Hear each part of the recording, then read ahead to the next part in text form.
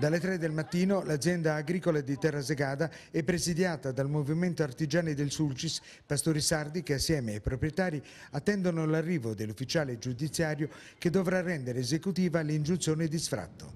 Comunque dovrebbe arrivare l'ufficiale giudiziario alle 9, quindi vediamo cosa succede. Secondo me è assurda. Stiamo cercando di trovare una trattativa, una soluzione politica, almeno rinviare per un paio di mesi verso settembre, perché qui il clima sta diventando un po' rovente. Credo che in questo momento serva diplomazia e non atti di forza.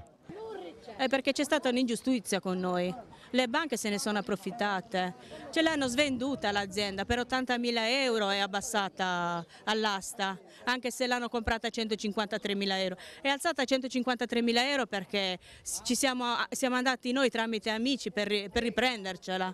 E invece non ci siamo riusciti perché si è ripresentato quello lì.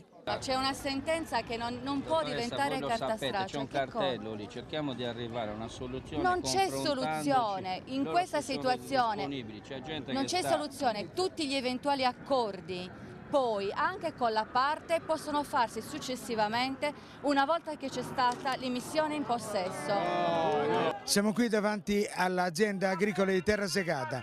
Le forze dell'ordine sono arrivate per far sgomberare l'azienda agricola perché sia esecutivo lo sfratto. Intanto il movimento degli agricoltori, dei pastori e degli artigiani hanno deciso di opporre una pacifica resistenza, mentre la famiglia è chiaramente in una situazione estremamente disperata.